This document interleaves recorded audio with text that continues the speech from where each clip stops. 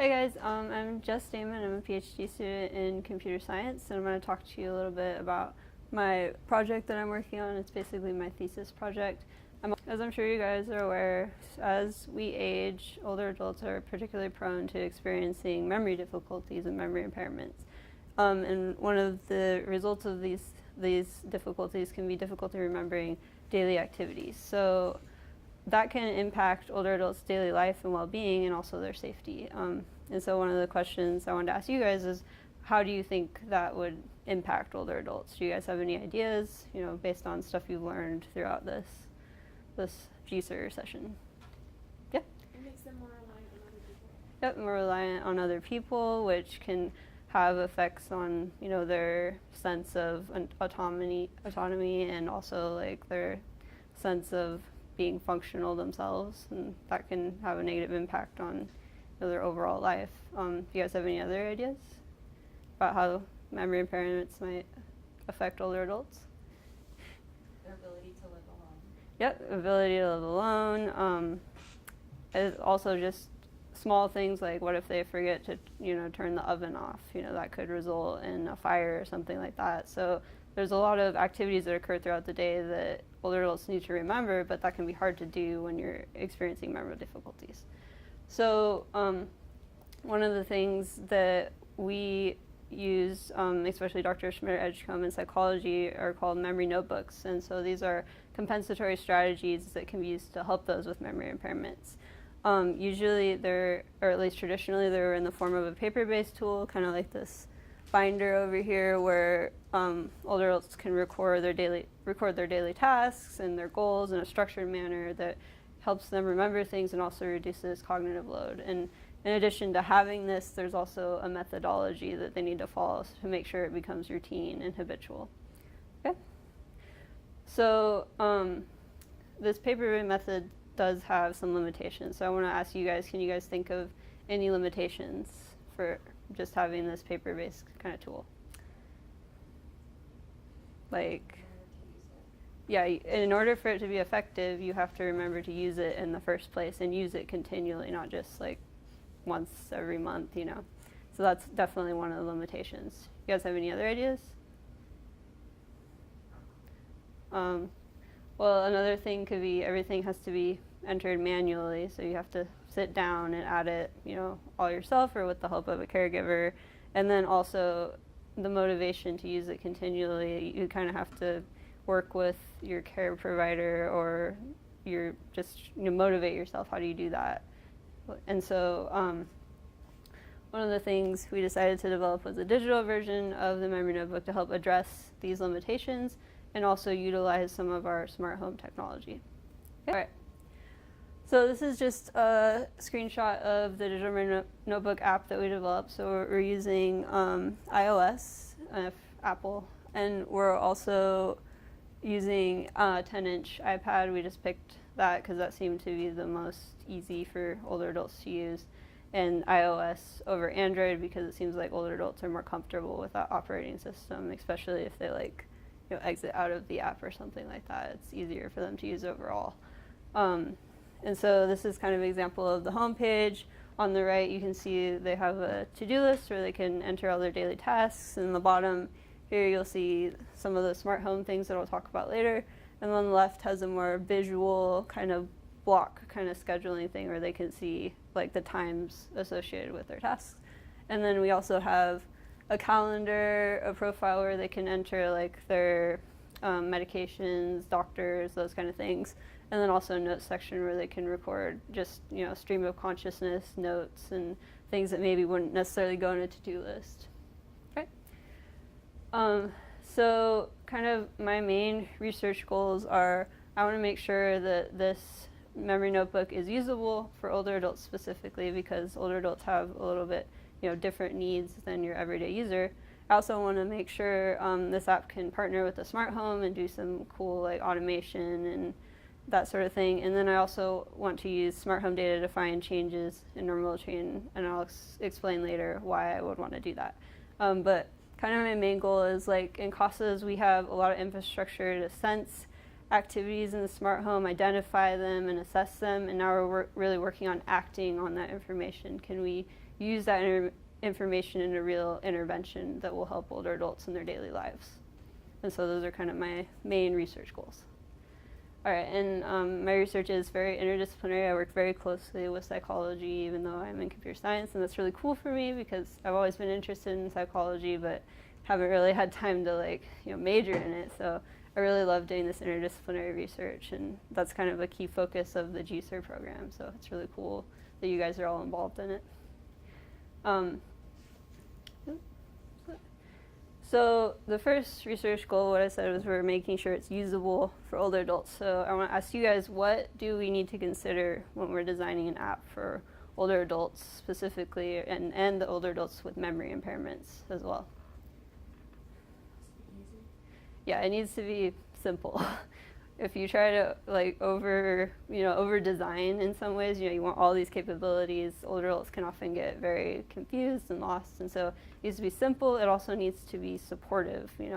If they make a mistake, we need to help them recover from that. If they don't know where to go, we need to be able to show them in the app without having someone explain it. So that's a really good point. You guys have any other ideas? Maybe think about vision and mobility. What kind of things we would need to consider? Yeah. Well, text size has to be a lot bigger than normal. Yeah, so older adults will often have vision impairment, sometimes in the form of cataracts, that kind of thing. We need to make sure the text is large, readable, high contrast as well, and usually not anything fancy with swirlies or anything, just very simple text. For mobility, older adults will often have, arthritis, that kind of thing that limits their range of movement. So those really complicated, cool, multi-tap swipe things you can do on your iPad aren't really great for this kind of application. And so, yeah, so color, contrast, sometimes the placement of buttons and text fields and icons can really have an effect. And sometimes you don't really know exactly where things need to be. That's why we do a lot of usability testing. So it's an iterative approach. So we give them our app, we get feedback, we redesign it, and then we keep giving it to people and redesigning it, and that kind of helps us know where we put things so they're understandable and what things work and what things don't. But yeah, I think the most important thing is it needs to be simple, because you have all these ideas as a designer, but with older adults, you really need to focus on what's most important to them. Okay. All right. So I guess I put some screenshots that we could, go ahead and analyze why we did things the way we did, or if you guys have any ideas or problems with what the design looks like. But just pointing things out, we have pretty large buttons, large targets for older adults to use. We try to highlight important things with color. So the add entry event button, we made orange in comparison to everything else. We tried not to use too much color, flood it with color, because that would be distracting. A lot of the way it looks now is kind of based on how the paper-based notebook was set up in some cases. So in some cases you're kind of limited to how it's going to look, but we really tried to make it simple and easy to use. Here's just some other examples. We have green check marks when they're filling things out, because we found that even though everything's linear and we don't really move anything, older adults still had trouble figuring out what they had filled out versus what they hadn't filled out. And so we kind of tried to introduce visual signifiers to say, this is done. So that's kind of the reasoning for that. Yeah, and then the notes page, this is sort of an earlier version of the notes. It's still undergoing some development and stuff, but I think one of the most tricky things we have to deal with is, since it's on an iPad, we usually had a touchscreen keyboard, and that would not really work for older adults. So we actually have a case where they have a little physical keyboard as well, so people have the option. But it seems like the keyboard seems to be a pretty big issue with older adults, and there's actually research papers just about soft keyboards on the screen, which isn't really in the scope of this right now, because we did add that physical keyboard, but I just think that's interesting that there's like an entire body of research dedicated to how we can make soft keyboards more usable. That's kind of cool. Okay. So yeah, so the reason I did this was just to give you guys some insight into like what we think about when we're designing these things, and you guys had some great ideas, which is really cool. And I really love doing this stuff, even though it can get subjective in some ways, because when you're doing usability studies and you get all this feedback from people, you kind of have to pick like, what can I do versus like what will take me forever to do and I'll never, finish completing this app. But I think it's a really fun creative process, and you get to work with people, and it is subjective because you are working with people. That's kind of what happens when you do design and that sort of stuff. There's really no one design that everyone's going to like. So the next part of my project is basically how can we incorporate our smart home information, because our smart homes are set up to detect activities, and this app is basically centered around detecting daily activities, or not detecting, but recording daily activities. So can we combine those two and automatically support older adults throughout, their daily routine? So like I said, these are kind of the smart home events that we're adding. We're trying 2 different things right now. First, we're trying to use activity recognition, so the smart home automatically detects what activity it thinks you've done, and then you can verify if that's correct or not. And so that kind of supports people who forget what they've done throughout the day. Could we have a smart home automatically tell them, oh, you already did this? And of course, right now we're still working on accuracy and all that kind of stuff, but I guess the idea is we're experimenting with how can we use the smart home information or an auto intervention like this. The next part is we also have activities where the smart home can predict when it thinks you're going to do an activity. So that could be useful for tasks like medication and stuff like that. It's you should be doing this in the future, like a prompting reminder, you need to do this now, or this is coming up. So those are the kind of 2 ideas of recognition and prediction, and can we use that in an intervention like this in meaningful ways? And right now the interface is definitely experimental, and I don't know if much of this has been really done before as far as incorporating it into this kind of stuff and making an interface that's understandable for older adults, but it's an interesting problem and we're still working on it. Yeah, so do you guys have any questions about that at all? No? Yes? Okay. And so just kind of an overview of I try to make it as simple as possible, just have these smart home events pop up, but there's actually a pretty complicated infrastructure that's happening behind the scenes. This is just kind of an overview, all you guys are seeing is basically the iPad application, but this is all the back-end stuff to get that information. One of the things we really had to change that Brian and other Brian really helped me out with, where we wanted to get these activity recognition labels and predictions in real time versus just having to do it at one time and then later telling people, because we want those real-time updates. And so we kind of had to redesign everything, but then we got to the point where it was basically I can just make an application that'll read that streaming information in, and it's really cool. And so just a little bit, I'm just going to briefly touch on the algorithms we use to do the smart home stuff. The first one is AR. It's kind of our one of our main algorithms, I guess. And so you guys have gone to the smart home on campus, right? Did you tour it? So it has all those sensors everywhere, and it kind of report changes on their state, such as on, off, open, close, with timestamps. Data kind of looks like this up here. And what AR does is it's providing activity labels for those sensor events. So every time a sensor changes state, then AR tries to label it with an activity that it thinks it is. And so it's basically, initially we had human annotators basically label the data and then learn from that machine learning model, and then use that model to basically spit out activity labels for new sensor events. And then just another example of, we just say here's the activity it thought it detected, here's the time, and then you can say I agree with that or just say nothing, and that's basically unknown. We don't know if did that or not. Remember someone was talking about a program where it chimes and has them check off what activities they've done based on the smart home? Yeah. Does this That's- chime? Yeah, it'll chime. Yeah, Oh, it chimes. Yeah. So it tells them to come interact with it? Yeah, it'll like chime, it'll put a red box around it at least for 10 minutes after it thinks it's detected, and yeah, it's enough. Yeah.